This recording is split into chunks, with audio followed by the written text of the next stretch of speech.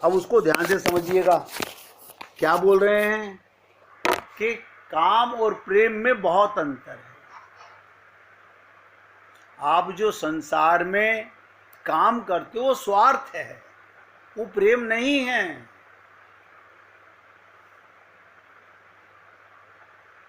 आपका जो काम है अपने सुख के लिए, अपने परिवार के सुख के लिए, ये अपनेपन को क्यों बीच में ले आए?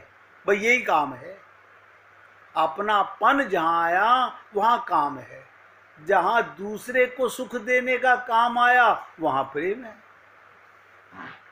मेरे शब्दों को समझ रहे होंगे। आप में से कोई इतना नादान भी नहीं है, अगर किसी तरह का भी सुख, ये देने की चीज है, लेने की चीज नहीं। आप और हम लोग ये अनुभव कैसे करेंगे? आप बताइए। ऐसा समझिएगा, अगर भगवान, आपने भोग लगाया और भगवान वो प्रसाद पाने लगे, तो उनको पाता हुआ देखकर आपको सुख मिल रहा है, ये नहीं भाव आना चाहिए मैंने भगवान की सेवा की, देखो मेरा भोजन भगवान पा रहे हैं, ये अपनापन आ गया। अरे उसी का था, उसी का था, तुम्हारा है क्या? तुम लाए कहां से थे? मैंने अभी बताया है, हमें जो भी कुछ मिला है वो संसार से मिला है, और संसार भगवान का बनाया हुआ है। आपको प्रत्येक चीज भगवान से मिली है, संसार की हर चीज भगवान की है, लेकिन हमारी मूर्खता, हम उसमें अपनापन करने लगे, ये अज्ञानता है।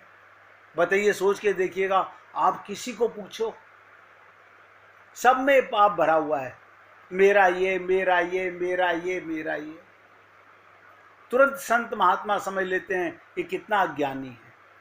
हम एक तरफ तो बोल रहे हैं हम बहुत बड़े जगत गुरु के फॉलोअर हैं, अनुयायी हैं, और एक तरफ अपनापन भरा हुआ है। ये तो अपने गुरु का नाम भी बदनाम कर रहे हैं, इसलिए भगवत प्रेम की अनुभूति नहीं कर पाते। तो चैतन्य महाप्रभु ने कहा, काम और प्रेम में बड़ा अंतर है। हम विषय विमोहित, विषयों में फंसने वाले, एक शब्द देखिएगा, विषय गलत नहीं है, विषय में फंसने वाले यानी विषय में मोहित होने वाले जीव, काम, विषय तो सब करते हैं, लेकिन जो उसमें मोहित हो जाता है वो काम कहलाता है, और जो सेवा करता है वो प्रेम कहलाता है। बस इतनी सी बात है। अब इसको समझने में आपको अभी समझ में आए, कितने वर्षों के बाद समझ में आए मुझे नहीं पता। इस जन्म में समझ में आए, अगले जन्मों में समझ में आए, मुझे नहीं पता। यही अंतर काम और प्रेम में है। हम विषय विमोहित जीव, विषयों में मोहित होने वाले जीव को, काम को प्रेम मानकर पाप पंख में फंस जाते हैं। अब बताइए, भोजन करना ये सब करते हैं, भोजन ऐसा कोई है, संत महात्मा भी करते हैं, आप और हम सब लोग भी करते हैं, लेकिन परमात्मा का प्रसाद मान करके सुखी हुए तो प्रेम, अपनी कमाई का, अपनी मेहनत का जहां अपनापन आ गया वहीं ये काम और पाप हो गया। ये किसी पुस्तकों में नहीं मिलेंगी बातें, लाख कोशिश कर लीजिएगा, ये तो भगवान की कृपा से मिलती हैं। और आपको बता देता हूं, बहुत गहरी बात को सुनने का प्रयत्न कीजिएगा। जो बात बताने जा रहा हूं, अगर उसे समझ गए तो बहुत बड़ा एक ही लाइन से लाभ होने वाला है। वो लाइन क्या है? काम, ध्यान से सुनो, जहर मिला हुआ मधु है। मधु क्या होता है? शहद। लोग कहते हैं अमृत के समान है। अब बताइए, अगर किसी अमृत में जहर मिला हुआ हो, यानी जहां तुम्हारी अपनी कामना हो गई, अपना सुख लेने के लिए तुमने वो विषय किया, तो वो काम रहा, वो जहर मिला हुआ शहद रहा, वो सुख नहीं है। गोपियां अपने पति को प्यार करती हैं, परिवार को प्रेम करती हैं, उनमें भगवान देख करके। आप और हम लोग किसा देखते हैं? गोपी बनना कहना बड़ा आसान है, गोपी भाव में आना बहुत कठिन चीज है, बहुत बड़ा त्याग है। सुख मिलेगा क्योंकि वो तुम्हें देंगे, तुम उन्हें सुख दे रहे हो, वो तुम्हें सुख दे रहे हैं, उनका भाव भी देने का और उनका भाव भी देने का, ये गोपी प्रेम है। और यहां तो जिसको देखो वो अपना सुख चाह रहा है, इसी को स्वार्थ कहते हैं, निस्वार्थ प्रेम नहीं हुआ। और मैंने आपको इसी माध्यम से समझाने का प्रयत्न किया। काम जहर मिला हुआ शहद है, प्रेम, अब नोट कर लो, वही काम, प्रेम दिव्य स्वर्गीय सुधा है। क्या बताओ? अगर दूसरे को सुख देने के लिए प्रेम कर रहे हो, वो क्या है? सुधा के समान है, स्वर्गीय है, आनंद ही आनंद मिलेगा। दूसरे को सुख दे के जो आनंद मिलता है वो प्रेम है। अपने सुख के लिए जो तुम्हारे अंदर भावना है वो काम कहलाती है। ये बातें यूं इतनी आसानी से पल्ले नहीं पड़ती। लाखों लोग सुनते हैं सत्संग, लाखों करोड़ों लोग सुनते हैं, लेकिन असर कितनों पर होता है?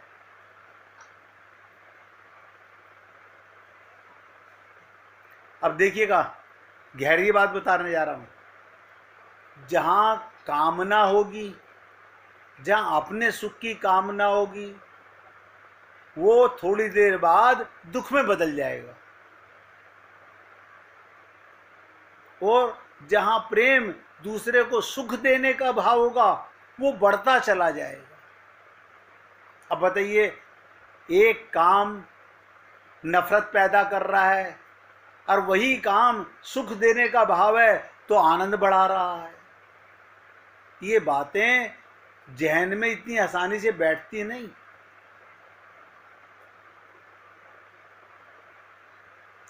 काम इंद्रियों की तृप्ति नहीं, इंद्रिय चरितार्थ होना चाहिए। इन्हीं इंद्रियों से परिवार की, एक दूसरे की सेवा करके हमारा चरित्र ऊंचा उठना चाहिए। अब माता का अपना प्रेम है बच्चे के साथ में, पत्नी का अपना प्रेम है पति के साथ में, बेटी के साथ में अपना प्रेम है माँ का। तो ये प्रेम एक सीमा का है, लेकिन उसमें भावना देने की होनी चाहिए, लेने की नहीं।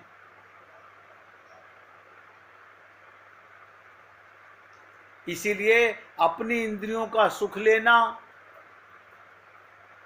ये दुख स्वरूप है, और प्रेम अखंड है। जो दूसरे को सुख देने का भाव है वो कभी भी दुखदायी नहीं होता।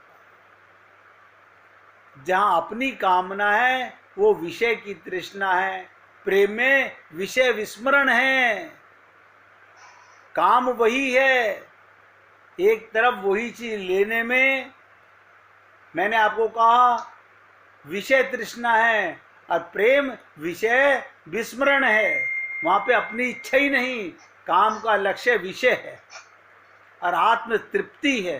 प्रेम में आत्म तृप्ति है, प्रेम का विषय पूर्ण त्याग है, चरम आत्म विस्मृति है। तो ऐसे ही गोपी प्रेम नहीं आता। आज तो संसार में माता बच्चों की भी सेवा कर रही है तो मन में ये भाव है ये बड़ा होके हमारी सेवा करेगा। मतलब मन में कहीं ना कहीं स्वार्थ है।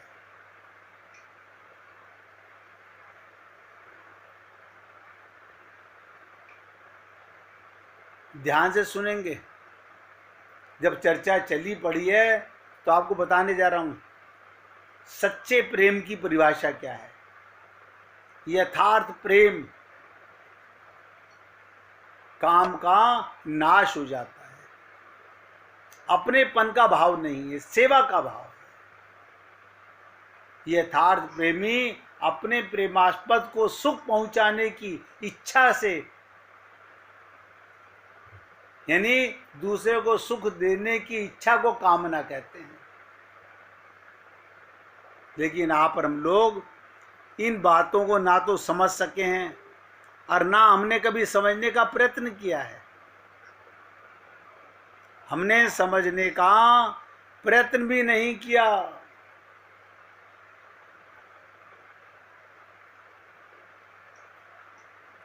समस्त इंद्रियों से, ध्यान से सुनो, सबके पास इंद्रियां वही हैं, वही मन है, वही बुद्धि है। एकमात्र प्रेम मुखी होने से उसे कामना ही कहते हैं, परंतु वो शुद्ध प्रेम यथार्थ काम नहीं है। दूसरे की सेवा काम नहीं है। ये बातें बहुत गहरी हैं, ये गोपी प्रेम में ही समझ में आती हैं। आप हम लोग शब्दों से नहीं समझ सकते, अनुभव ही नहीं कर सकते। अब आप देखिए, जो भगवान का भक्त है, जिसमें गोपी भाव है,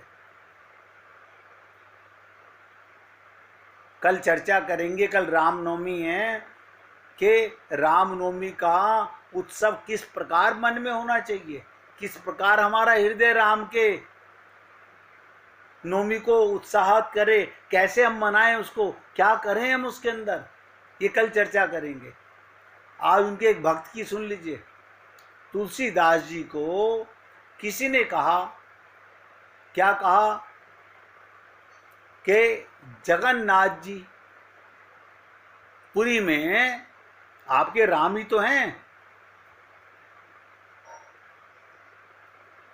तो तुलसीदास जी अपने इष्ट के दर्शन करने के लिए जगन्नाथपुरी चले गए।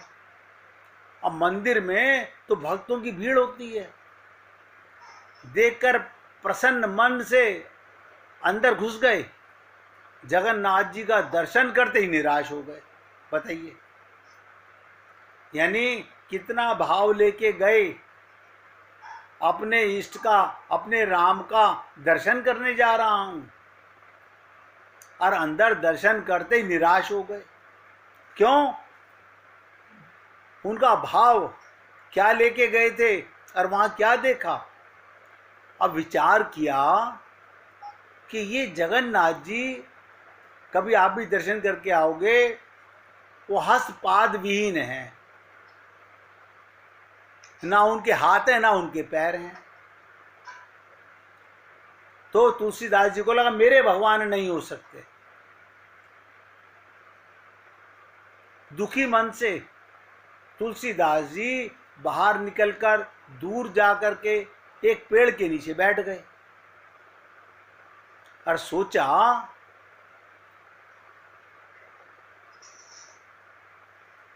बाहर निकलकर दूर एक वृक्ष के तले बैठ गए और सोचा, इतनी दूर आना मेरा बेकार रहा। क्या गोलाकार नेत्रों वाला, क्या हस्त पाद विहीन दारूदेव मेरा राम हो सकता है। देखिए कैसे मन में अपने आप से बात कर रहे हैं, मेरा राम ये नहीं हो सकता, कदापि नहीं। जवाब कौन दे रहा है? आप ही का मन दे रहा है। आप ही प्रश्न कर रहे हो और आपके प्रश्न का उत्तर आप ही ले रहे हो। अब आप सोचिए, कल्याण हो तो हो कैसे?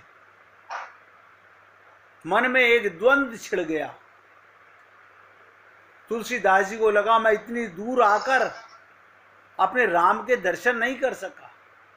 ऐसे ही लोगों ने कह दिया कि तुम्हारे राम का वहाँ दिव्य विग्रह है, जाइए दर्शन करके आइए। मेरे को तो निराशा हाथ लगी। यही सोचते सोचते रात्रि हो गई, थक गए थे, भूखे प्यासे तुलसीदास जी का अंग अंग टूटने लगा। कई दिन की यात्राओं के बाद तो उसमें पैदल का रास्ता था, कोई वाहन नहीं मिलते थे। शरीर टूट रहा है। उसी समय कहते हैं ना, भगवान भक्त को निराश नहीं होने देते।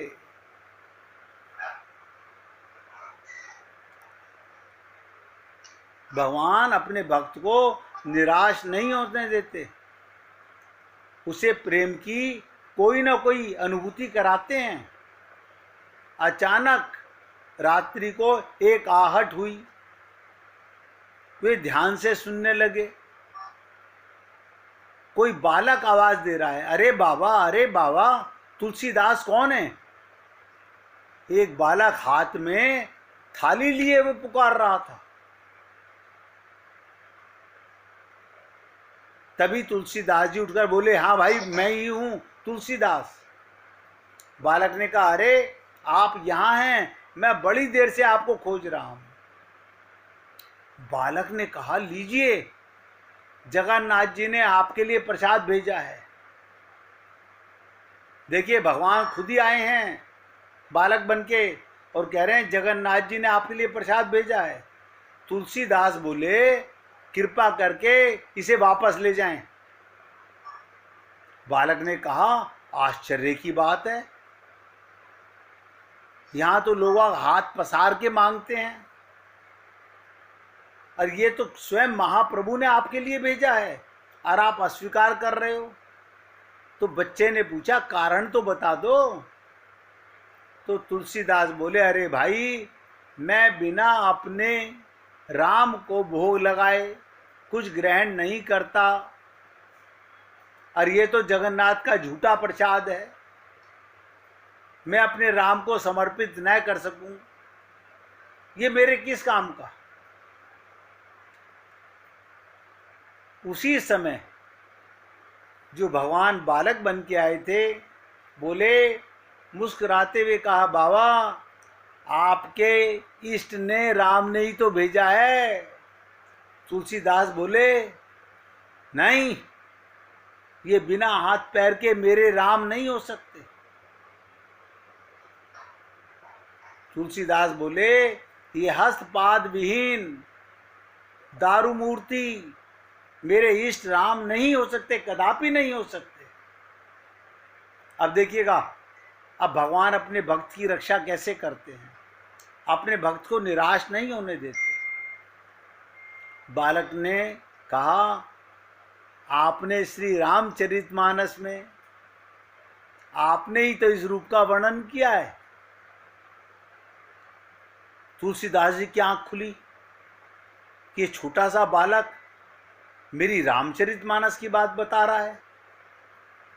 और क्या रामचरितमानस में आप लोगों ने भी छुपाई पड़ी होगी कि बिनु पद चलई सुनई बिनु काना, कर बिनु कर्म करई विधि नाना, आनन रहित सकल रस भोगी, बिनु बानी बक्ता बड़ जोगी।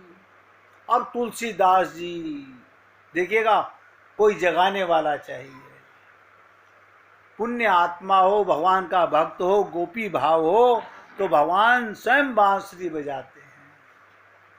अब तुलसीदास की भाव भंगिमा देखने लायक थी, नेत्रों से आंसू बहने लगे, मुख से शब्द नहीं निकल रहे।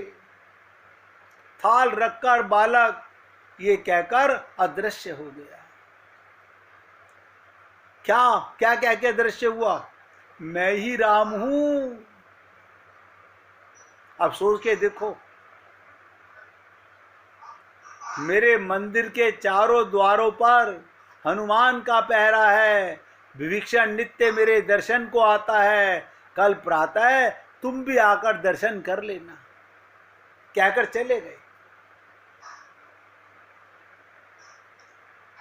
तुलसीदास जी ने बड़े प्रेम से प्रसाद ग्रहण किया, बड़े भाव से ग्रहण किया। बताओ, उस बालक ने तुलसीकृत रामायण लिखने वाले तुलसीदास जी को ये चुपाई उन्हीं की सुना करके इतनी प्रेरणा दे दी। क्या मतलब, आपके और हमारे सबके हृदय में परमात्मा बैठा हुआ है, लेकिन संत महात्मा हमको हमारे ही हृदय में छुपे हुए खजाने का राज बताते हैं। हम फिर भी खुश नहीं हो पाते, क्योंकि हम सुनते हैं, मानते नहीं। ये हम सबके साथ में, ये हमारा दुष्प्रभाव है। 1 मिनट कीर्तन कीजिए भगवान का, इसके बाद आगे बढ़ते हैं। रघुपति राघव